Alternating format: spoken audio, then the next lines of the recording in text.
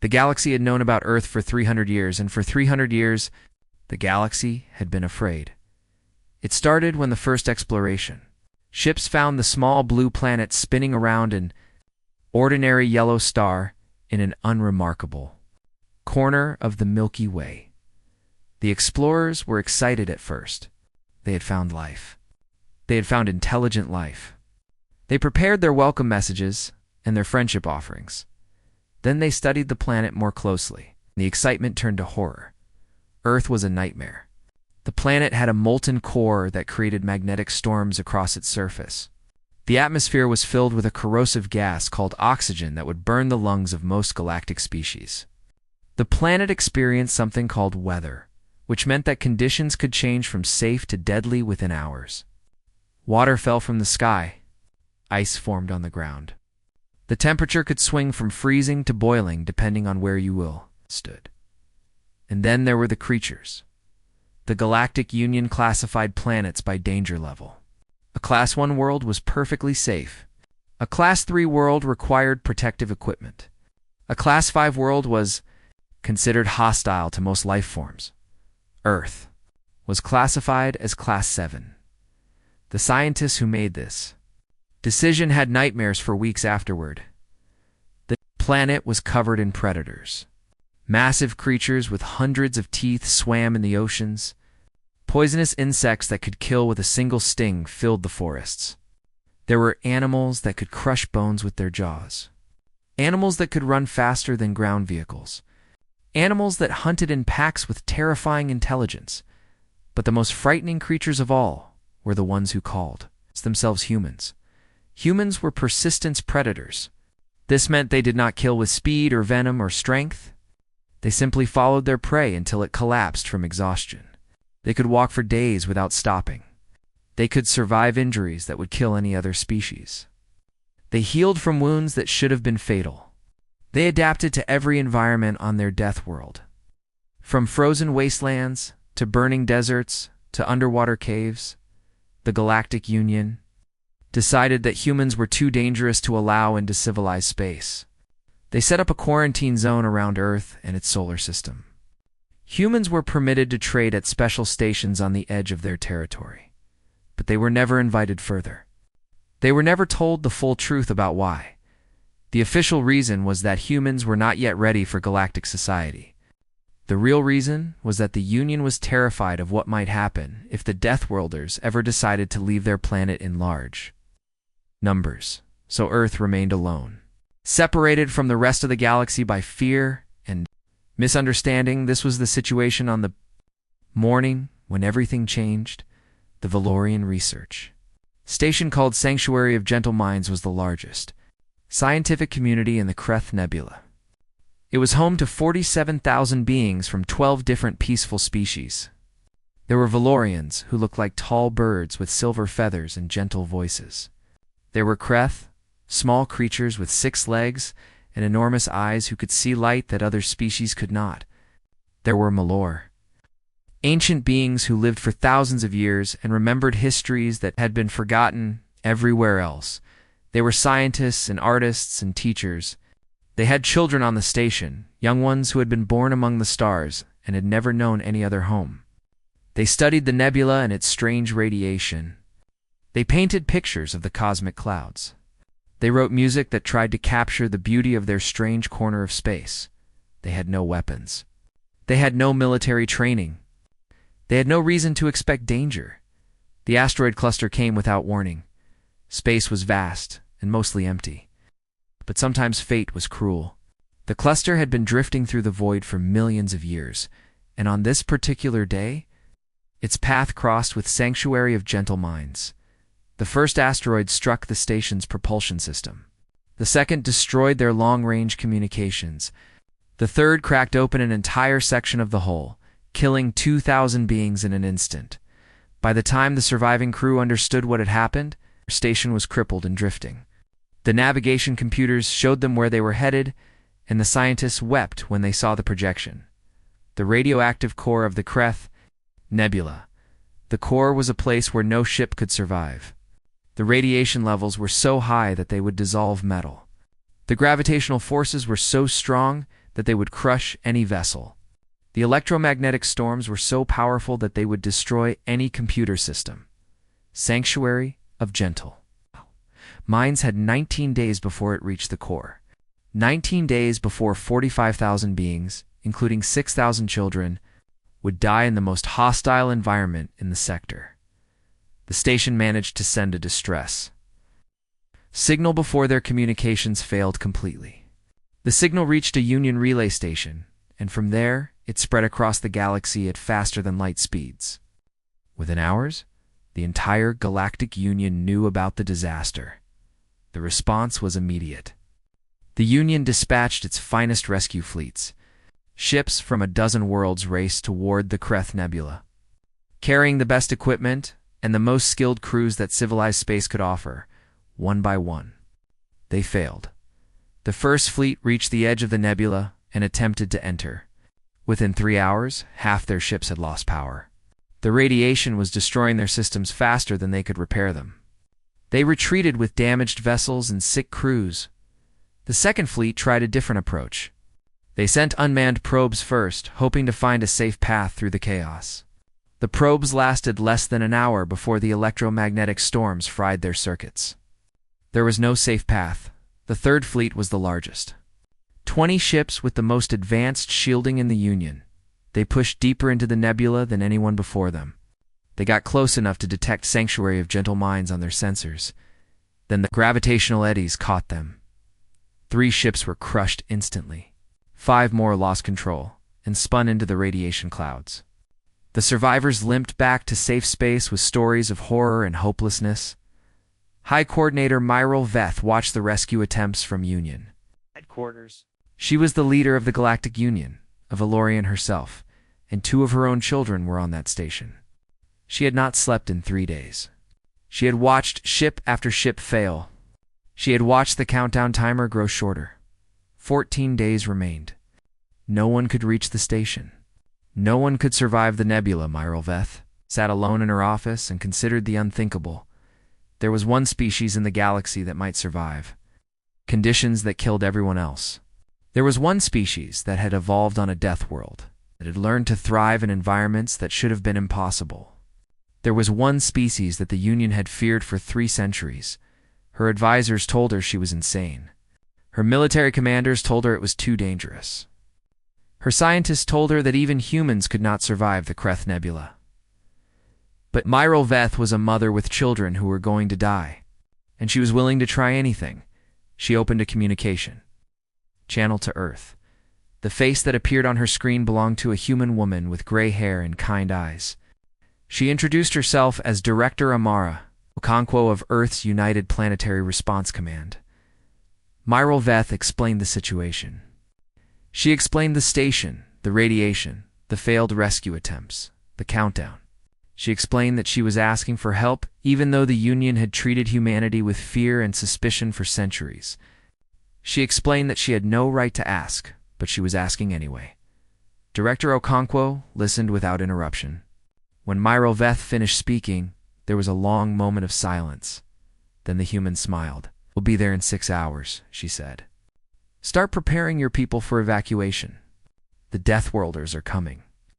She ended the call before Myril Veth could respond. Across the galaxy, the word spread like wildfire. Earth had received an SOS. Earth had answered. The monsters were coming to help. The Omega call had not been used in over 100 years. It was Earth's most serious emergency signal, reserved only for situations where the survival of many lives depended on immediate action. When the call went out, every screen on the planet displayed the same message. Every communication device carried the same words. Volunteers needed. Rescue mission. Extreme danger. Likely fatal. Within 1 hour. 3 million people had responded. Director Amara Okonkwo stood in the command center and watched the volunteer applications pour in. She had expected thousands. She had not expected millions. But then again, she reminded herself, this was Earth. This was humanity. When someone needed help, humans answered. It was simply what they did. The selection process was brutal and fast. The mission required specific skills. It required people who had already proven they could survive the unsurvivable. It required the toughest, most stubborn, most impossibly resilient humans that Earth had were produced.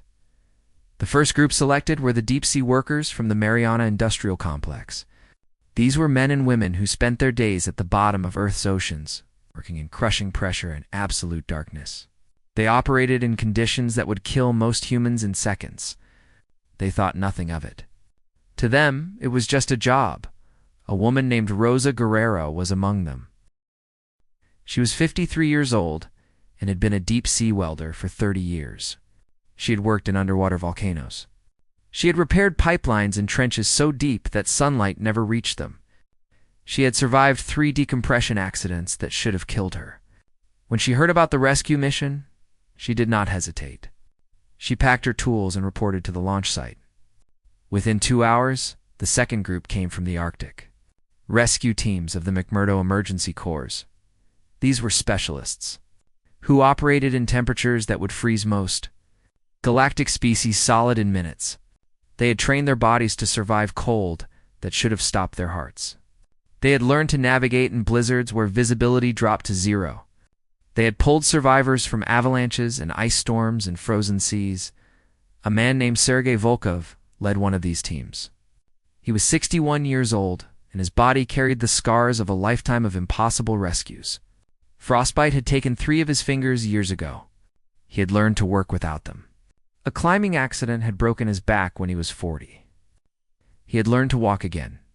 His doctors had told him he should retire. He had ignored them. When the Omega call came, he was already heading for the door. The third group were the disaster response veterans.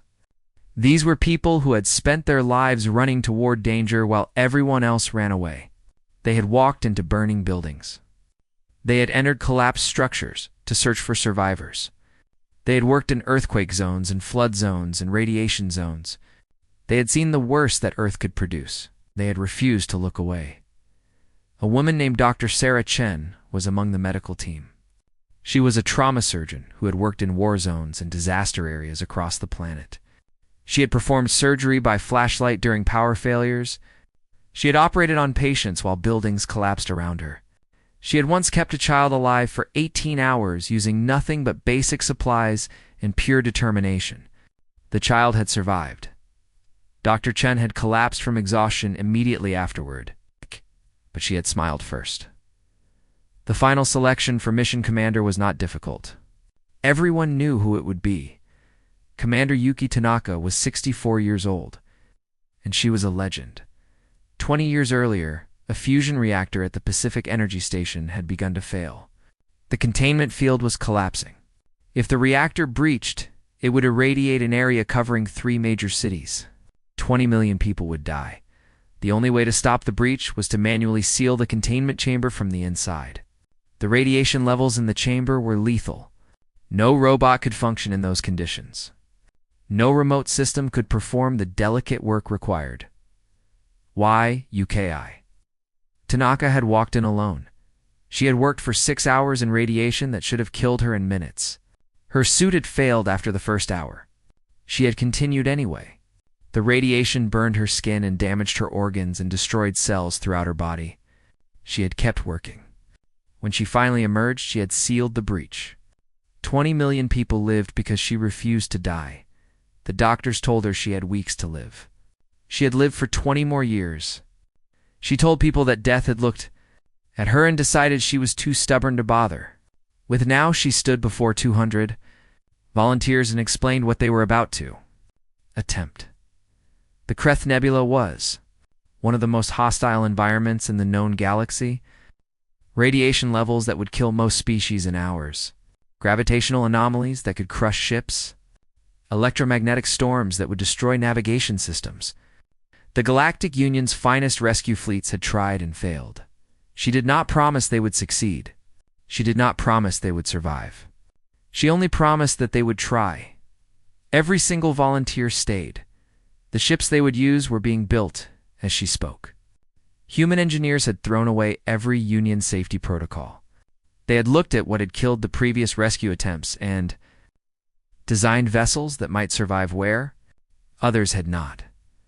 The hulls were wrapped in layers of radiation, shielding so thick that Union observers called them flying bunkers.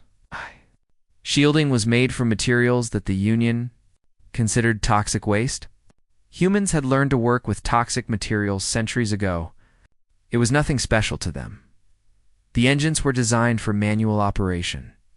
The electromagnetic storms would destroy computer systems, so the humans had built ships that could be flown by hand.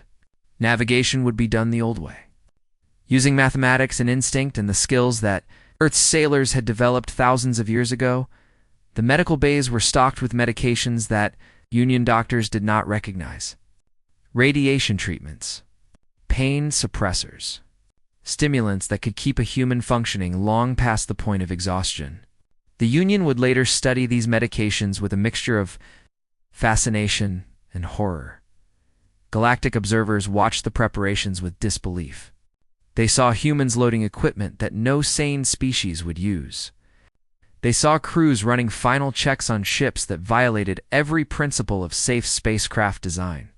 They saw Commander Tanaka briefing her people on survival procedures that assumed they would all be injured, irradiated, and operating on no sleep for days. One observer, a Valorian scientist named Krell, asked a human engineer why they were doing this. The engineer, a young man named James, looked at him with confusion. "Because someone needs help," James said, as if this explained everything. "But you might die," Krell said. "Probably will," James agreed. "That's not really the point, though." "Then what is the point?" James thought about this for a moment. Then he shrugged. 47,000 people are scared and alone and drifting toward death. They sent a message asking for help. We heard them. What else are we supposed to do? He returned to his work. Krell stood watching him for a long time, trying to understand a species that would walk willingly into death because strangers had asked for help. 6 hours after receiving the distress call, the human fleet launched. 12 ships rose from Earth's surface and turned toward the stars. They carried 200 volunteers, enough equipment to repair a broken station, and enough medical supplies to treat 47,000 patients. They carried humans who had spent their lives surviving the UNSUR VIVL-led commander. Tanaka sent a final message to the Galactic Union as her fleet entered faster-than-light travel. Earth vessel Prometheus. Leading rescue fleet, we are en route to Sanctuary of Gentle Minds. Estimated arrival in 2 days. We will reach your people. We will bring them home. This is what humans do. Across the galaxy, billions of beings watched the human ships disappear into the void. Many of them had feared humanity for their entire lives. Now, they watched the Deathworlders racing toward impossible danger, not for conquest or profit, but simply because someone had asked for help. For the first time, some of them began to wonder if they had misunderstood the monsters from Earth. The Kreth Nebula was beautiful from a distance.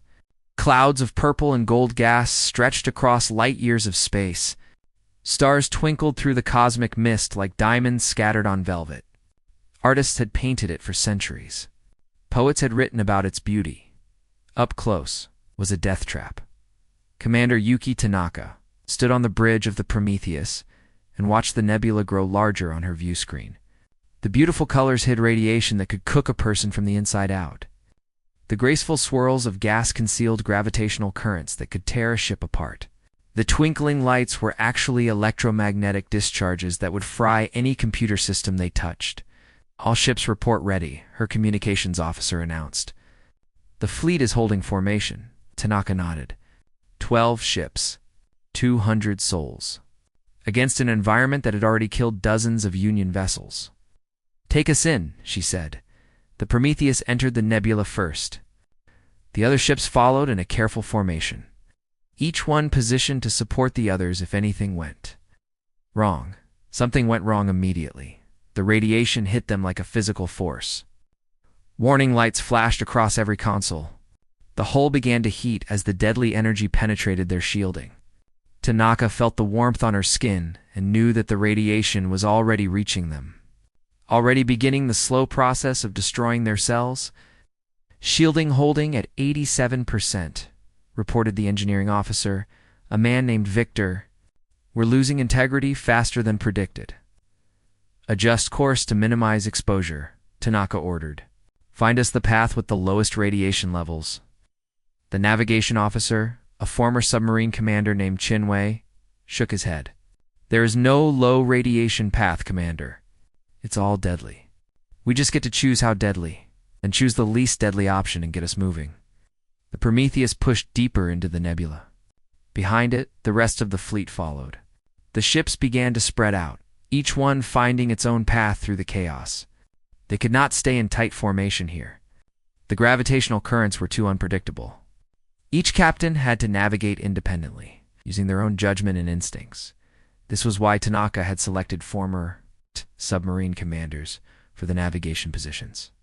Submarines operated in darkness, using only sonar and mathematics to find their way. The electromagnetic storms in the nebula destroyed their sensors every few minutes. The navigators had to fly blind, calculating their position from memory and dead reckoning. It was terrifying. It was also exactly the kind of challenge that humans were built for. The first crisis came 4 hours into the journey. The ship called Endurance reported that their hull integrity was failing.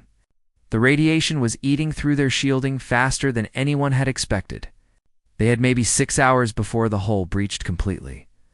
On any Union vessel, this would have been a death sentence. The crew would have retreated to the most protected area and waited for the inevitable. The humans did something different. A team of 12 engineers suited up in radiation gear and went outside the ship. They walked on the hull of the Endurance while it was still moving. While radiation bombarded them from every direction, while the gravitational currents tried to pull them into space. They carried sheets of emergency shielding and welding equipment. Rosa Guerrero led the team. She had spent 30 years welding in the darkness of Earth's oceans. This was not so different. The suit was heavy. The radiation made her instruments flicker. The gravitational shifts made her stomach lurch. She ignored all of it and focused on the work. Patch Section 7 first, she called to her team through the radio. That's where the damage is worst. Move fast, but move careful. We mess this up, we all die. They worked for 3 hours on the outside of a moving spaceship in the middle of a radiation storm. When they finished, the Endurance's whole integrity was restored. Rosa Guerrero was the last one back inside. She had absorbed twice the radiation dose of anyone else, because she had stayed out longest to make sure every weld was perfect. The ship's doctor wanted to treat her immediately. She told him to wait until she had eaten something. She was hungry. The second crisis came 8 hours later. The electromagnetic storms intensified without warning. Every computer system on the fleet went dark simultaneously. Navigation, life support, communications, everything. The ships were suddenly blind and deaf, drifting in deadly space with no way to see where they were going. Panic would have been understandable. The humans did not panic. On each ship, crews switched to manual backup systems. These were old technologies, designs that did not require computers.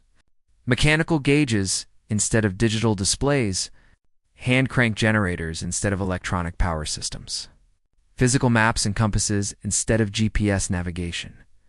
The Union had abandoned these technologies centuries ago. They were primitive.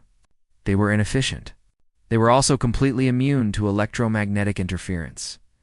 Commander Tanaka's ship lost power for 11 minutes. During that time, her crew navigated by the light of chemical glow sticks, maintained life support with manual pumps, and communicated with other ships using light signals through the viewports. When power returned, they were still on course. They had not lost a single crew member. The journey should have taken 2 days. It took 3. The nebula fought them every kilometer of the way. Radiation storms, gravity wells, equipment failures, medical emergencies. Every hour brought a new disaster. The humans kept going. They worked in shifts that would have killed most species. 12 hours on, 4 hours rest, then 12 more hours. When the situation was critical, they skipped the rest entirely. Coffee and stimulants and pure stubborn willpower kept them functioning long past the point of exhaustion. The medical teams treated hundreds of cases of radiation sickness. They had prepared for this. The medications they carried could slow the damage by time for the body to heal. They could not prevent the damage entirely. Every member of the fleet was slowly dying. They had simply accepted this fact and continued working. On the morning of the third day, the sensors detected Sanctuary of Gentle Minds.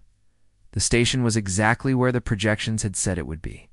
Drifting helplessly toward the nebula's core, it was larger than Tanaka had expected, a massive structure that held an entire community. Through the viewports, she could see lights still glowing in many of the windows. Power was still working. People were still alive. She opened a communication channel, hoping the station could receive her signal. Sanctuary of Gentle Minds. This is Commander Yuki Tanaka of the Earth vessel Prometheus. We have received your distress call. We are here to help. Please respond. Static filled the channel. The electromagnetic interference was too strong. The station could not hear her. It did not matter. They were close enough now to see the station, and that meant they were close enough to reach it. All ships, Tanaka announced, begin final approach. Engineering teams prepare for docking. Medical teams prepare for mass casualty operations. We have 8 days until this station reaches the core. Let's get these people out of here. The fleet moved forward. 12 battered ships, crewed by exhausted humans, approaching a station full of terrified strangers. The radiation levels were the highest they had encountered. The gravitational interference was getting worse. Their equipment was failing faster than they could repair it. None of this mattered. The humans had come to help. They would not stop until the job was done, or they were dead. There was no other option they were willing to consider on board Sanctuary of Gentle Minds. A young Valorian child named Kira was looking out a window when she saw something impossible. Ships. Actual ships. Approaching through the deadly nebula. Ships that had no right to exist in this radiation, crewed by beings who had no right to be alive. She ran to tell her mother. Her mother did not believe her. They went to the window together.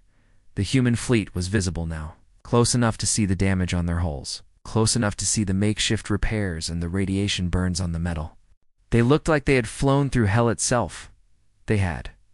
And they had survived. Kira's mother began to cry. All around the station, beings who had accepted their death looked out their windows and saw salvation approaching. They saw the Deathworlders coming to save them. For the first time in weeks, they allowed themselves to hope. The docking port of Sanctuary of Gentle Minds had been damaged in the asteroid impact. The metal was twisted and bent, impossible for any standard ship to connect with. A Union rescue team would have spent days figuring out how to create a safe connection. Rosa, Guerrero, and her welding team did not wait for days. They went outside again. Walking on the hull of the Prometheus as it held position next to the station, the radiation levels here were even higher than before. Their suits were already damaged from the previous repair mission. They went anyway. Rosa approached the broken docking port and studied it for exactly 30 seconds. Then she began cutting. She removed the damaged sections with her plasma torch. She welded new connection points using spare metal from the Prometheus. She created a seal using emergency foam that was designed for underwater repairs on Earth. The whole process took 4 hours. When she finished, she waved at the terrified Valorians watching through the station's windows. Then she walked back to her ship like she had just finished a normal day at work. The connection held. The airlock opened. Humans walked onto Sanctuary of Gentle Minds for the first time. The station's inhabitants had been trapped for 19 days. They had watched rescue fleet after rescue fleet fail to reach them. They had counted down the days until their death.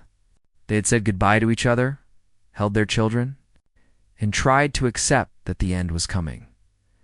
Now strange creatures from a death world were walking through their corridors, carrying medical equipment and engineering tools and boxes of supplies. The humans moved with purpose and confidence. They did not look afraid. They did not look like people who had just survived an impossible journey. They looked like people who had a job to do. Dr. Sarah Chen led the medical team. She had studied the physiology of every species on the station during the 3-day journey. She had never treated any of these beings before. She had memorized their anatomy from textbooks and holographic simulations. The first patient she saw was a Mallory elder with a broken limb. The break had happened during the asteroid impact and had not healed properly.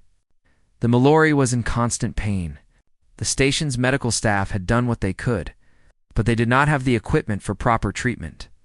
Dr. Chen examined the injury and made a decision. She could reset the bone and apply a proper cast, but the procedure would be painful. She explained this to the Mallory through a translation device. The Mallory looked at her with ancient eyes. "You came through the nebula to help us. I can handle a little pain." Dr. Chen smiled and got to work. All around the station, similar scenes were happening. Human medics treating injuries they had never seen before. Human engineers repairing systems they had never encountered. Human volunteers carrying supplies, distributing food, comforting frightened children. A young human nurse named David Chen found himself in a room full of Kreth children. The Kreth were small creatures with 6 legs and enormous eyes. Their children were even smaller, about the size of human cats. They were terrified. David did not know how to speak their language. He did not know their customs or their culture. He only knew that they were scared and alone. He sat down on the floor and made himself small. He smiled at them. He pulled out a small flashlight and began making shadow puppets on the wall. The Kreth children watched with their enormous eyes. At first they were confused. Then, slowly, they began to understand. The human was playing with them. The scary Deathworlder was making silly shapes to make them laugh. One of the children crept closer, then another.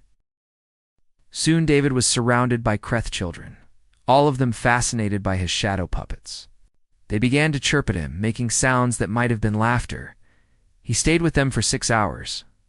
He made shadow puppets until his hands were tired. Then he taught them a human clapping game. Then he just sat with them while they fell asleep. Their small bodies pressed against him for warmth and comfort.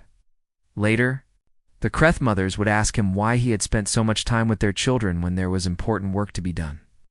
He told them that comforting scared children was important work. They did not understand, but they thanked him anyway. The engineering teams faced a bigger challenge. The sanctuary of gentle minds needed to move. The station's engines had been destroyed in the asteroid impact. Without propulsion, they would continue drifting toward the nebula's core. The humans had brought parts. They had brought tools. They did not have nearly enough to rebuild the entire propulsion system. They would have to improvise. Victor, the chief engineer, led the effort. He studied the station's remaining systems for 2 hours. Then he called his team together and explained his plan. They would not rebuild the original engines. There was no time and not enough parts. Instead, they would attach the humans' own ships to the station and use their engines to push it out of the nebula. It was a crude solution. It violated every principle of spacecraft engineering. It might work. Might is not good enough, one of the station's engineers said. He was a Valorian named Threll, and he had spent his career building things the proper way. If the connection fails, the stress could tear the station apart. Victor nodded. Then we make sure the connection does not fail. The work began immediately. Human crews worked alongside station engineers to create reinforced attachment points. They welded. They bolted. They created support structures from any material they could find. The station's beautiful interior was stripped of decorative panels and non-essential fixtures. Everything was sacrificed for the chance to survive. On the 4th day, the reactor began to fail. The station's main power source had been damaged in the asteroid impact. It had been limping along on emergency protocols, providing just enough power to keep life support running. Now it was dying. If the reactor went offline, life support would fail. 45,000 beings would suffocate in the cold and dark. There was only one way to save it. Someone had to enter the reactor chamber and perform manual repairs. The chamber was flooded with radiation. Anyone who went in would receive a lethal dose within minutes. 3 humans volunteered. Immediately their names were Mohammed al-Rashid, Yuki Watanabe, and James Carter. They were all engineers. They all understood what they were volunteering for. They went anyway. Dr. Chen tried to stop them. She explained the radiation levels. She explained that there was no medicine that could save them once they were exposed. She explained that they would die. Mohammed smiled at her. "Doctor, I did the math. I can complete the repairs in approximately 40 minutes. The lethal exposure time is approximately 35 minutes. I will have 5 extra minutes. That is plenty of time. It's not how radiation works," she said. "I know," he replied, "but the math makes me feel better." The 3 engineers entered the reactor chamber. They worked in the deadliest environment on the station, their bodies absorbing radiation with every second. They did not rush. Rushing would cause mistakes. Mistakes would mean failure. Failure would mean 45,000 deaths. They took their time and did the job right. Mohammed finished the final repair exactly 47 minutes after entering the chamber. He walked out under his own power, gave a thumbs up to the waiting crowd, and collapsed. Yuki Watanabe died 2 days later. Her last words were to ask if the reactor was still working. When they told her yes, she smiled and closed her eyes. James Carter survived longer, almost a week. He spent his final days writing letters to the families of his fellow engineers. He wanted them to know that their loved ones had died as heroes. Mohammed al-Rashid held on for 11 days. The doctors could not explain how. His body had absorbed enough radiation to kill a dozen people. He should have died within hours. Instead, he kept breathing, kept fighting, kept refusing to give up. He finally passed away in a Union hospital, surrounded by thousands of beings who had traveled from across the galaxy to pay their respects. They had never met him. They knew only that he had walked into death to save strangers. The reactor held. The station had power. The work continued. Commander Tanaka stood on the bridge and watched her people work themselves to exhaustion. She had not slept in 4 days. None of them had. There would be time for sleep later if they survived. For now, there was only the mission. "Engineering reports the attachment points are secure," her communications officer announced. "We can begin moving the station whenever you give the order." Tanaka looked at the countdown timer. 6 days remained until the station reached the core. They needed to move now. "Tell the fleet to prepare for thrust," she said. "We're taking these people home." Moving a station the size of a small city was not supposed to be possible with 12 damaged ships. The physics did not work. The engineering did not work. Every simulation the Union scientists ran showed the same result. The attachment points would fail. The ships would tear free, and the station would continue its drift toward death. The humans did not run simulations. They did not have time. Commander Yuki Tanaka gave the order, and 12 ships fired their engines simultaneously. The station groaned. Metal screamed against metal. Warning lights flashed across every console on every ship. The station began to move. It was slow at first, barely perceptible. The massive structure had enormous inertia. Changing its direction required force that the small fleet could barely provide. The ships strained against their attachments. Engines that had never been designed for this kind of sustained thrust began to overheat. On the Prometheus, Tanaka watched the engineering readouts with calm focus. Her ship was taking the greatest strain. The attachment point was bending. If it failed, her ship would be thrown free, while the station continued toward destruction. Engineering status report. "We're at 115% capacity, Commander. The engines will burn out if we maintain this thrust." "How long until burnout?" "For hours. Maybe 5. Tanaka did the math in her head. For hours of thrust would not be enough to move the station to safety. They needed at least 12 hours of continuous power. "Push to 130%, she ordered. "Commander, that will definitely destroy the engines." "I know. Do it anyway." Across the fleet, similar decisions were being made. Every captain pushed their ships beyond safe limits. Every engineer performed repairs on systems that were actively failing. Every crew member worked, knowing that their ship might come apart around them at any moment. The station kept moving. Inside Sanctuary of Gentle Minds, the inhabitants felt the vibration of the engines through the walls.